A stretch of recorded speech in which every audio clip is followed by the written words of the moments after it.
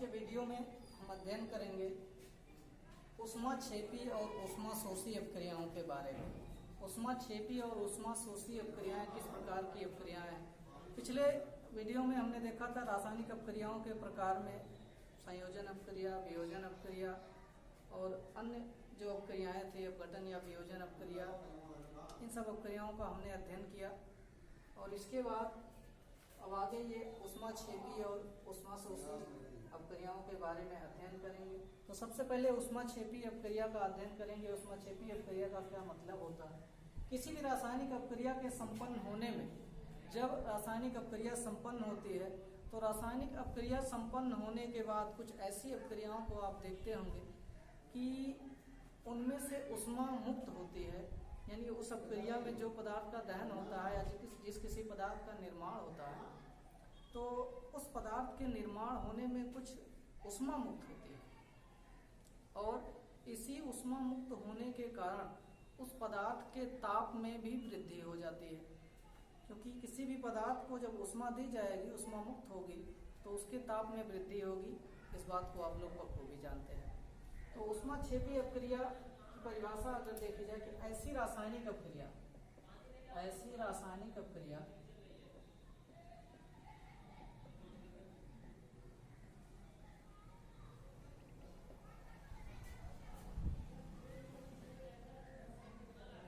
जिनके संपन्न होने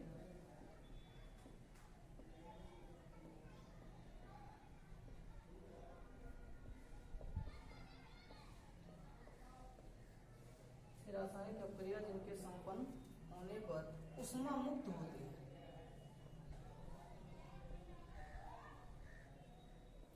होती है, या कह लीजिए उत्सर्जित होती है, ऊष्माक्षेपी अपक्रिया।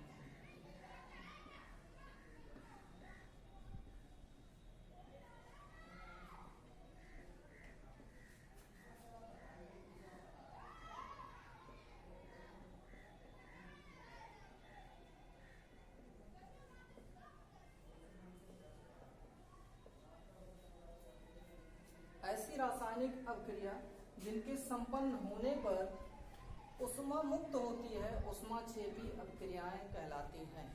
अर्थात कि जिन किसी भी रासायनिक अपक्रियाओं के संपन्न होने पर ऊष्मा मुक्त हो और वस्तु के ताप में वृद्धि भी हो जाए तो ऐसी अपक्रिया ऊष्माक्षेपी अपक्रिया के अंतर्गत आती है।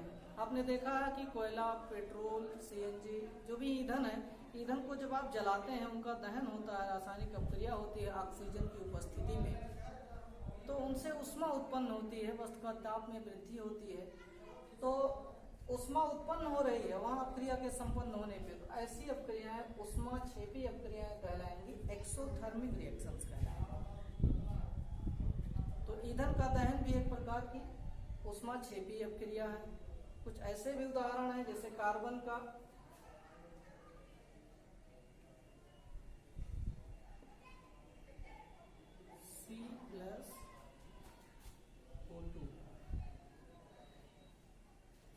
CO2 प्लस ऊष्मा, यानी कार्बन ऑक्सीजन से क्रिया करके, ऑक्सीजन की उपस्थिति में इसकी दहन क्रिया होती है, ऑक्सीजन से क्रिया करके कार्बन डाइऑक्साइड बनाता है और ऊष्मा भी मुक्त होती है। तो यहाँ क्रिया के संपन्न होने में कार्बन ऑक्सीजन से क्रिया कर रहा है, कार्बन डाइऑक्साइड उत्पाद बन रहा है और ऊष्मा भी मुक्त हो रही है। तो ये एक प्रकार की ऊष्माक्षेपी अपक्रिया।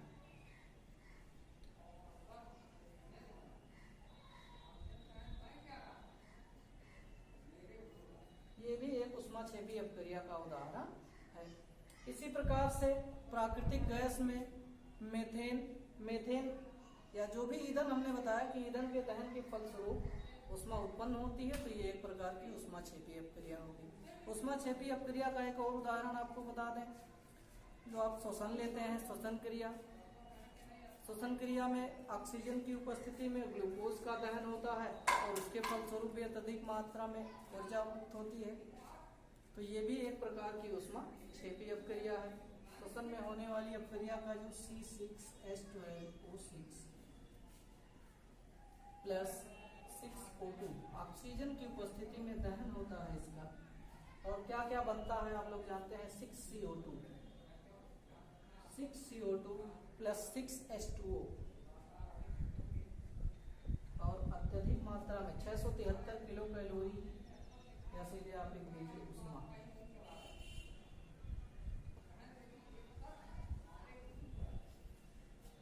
तो यहाँ विश्वसन की क्रिया में भी जो आप भोजन प्रयोग करते हैं उसमें ग्लूकोज के अणुओं का ऑक्सीजन की उपस्थिति में दहन क्रिया होती है, जिसमें कार्बन डाइऑक्साइड, जल और अत्यधिक मात्रा में ऊष्मा उत्पन्न होती है। यह भी एक ऊष्माक्षेपी अपक्रिया का उदाहरण है।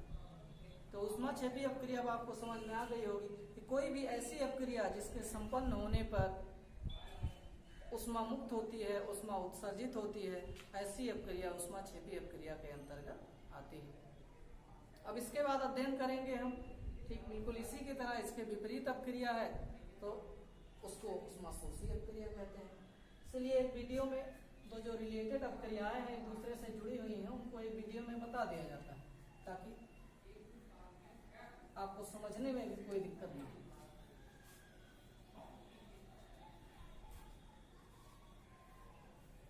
एंडोथर्मिक ऊष्माशोषी,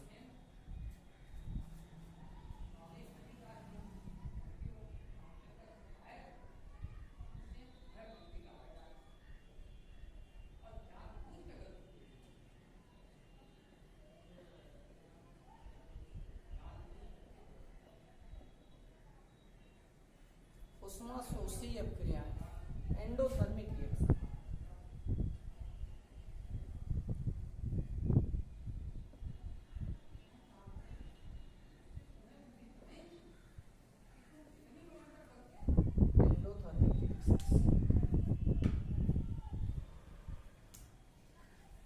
एंडोथर्मिक रिएक्शंस में क्या होता है, ये बिल्कुल उसी का विपरीत है, उसी का उल्टा है।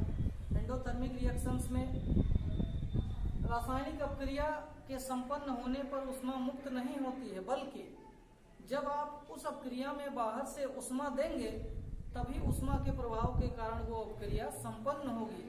यानी यहाँ ऊष्मा मुक्त नहीं होती है बल्कि ऊष्मा अवशोषित होती है। उस अपक्रिया में बाहर से आपको ऊष्मा देना पड़ता है। परिभाषा देख लीजिए, ऐसी अपक्रियाएं, ऐसी रासायनिक अपक्रियाएं जिनके संपन्न होने में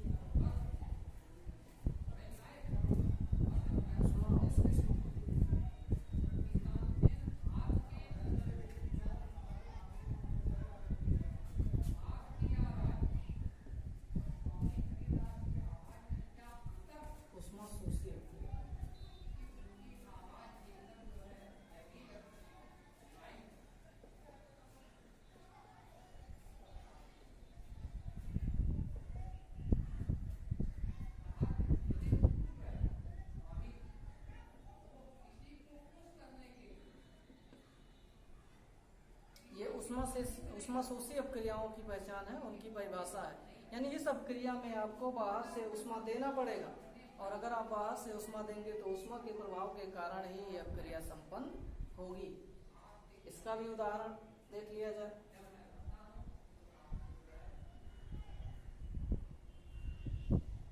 नाइट्रोजन और ऑक्सीजन को जब इन दोनों के मिश्रण को नाइट्रिक ऑक्साइड बनाने के लिए, नाइट्रोजन और ऑक्सीजन दोनों के मिश्रण से नाइट्रिक ऑक्साइड बनता है N2+O2।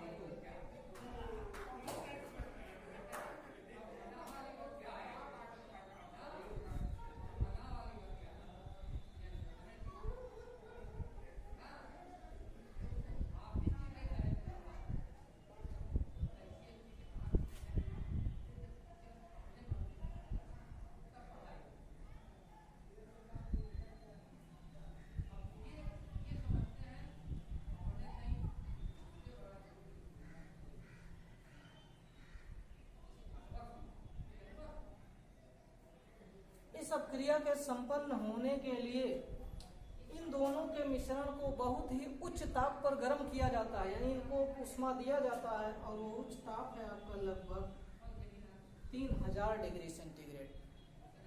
3000 डिग्री सेंटीग्रेड ताप पर, यानी आप इसको बाहर से उष्मा देंगे दोनों के मिश्रण को, तब जाके नाइट्रिक ऑक्साइड का निर्माण होता है। यानी इस अपक्रिया में अगर आप बाहर से उष्मा नहीं देते हैं तो ये सब क्रिया संपन्न नहीं होगी। ये एक प्रकार की उष्मा शोषी अपक्रिया है।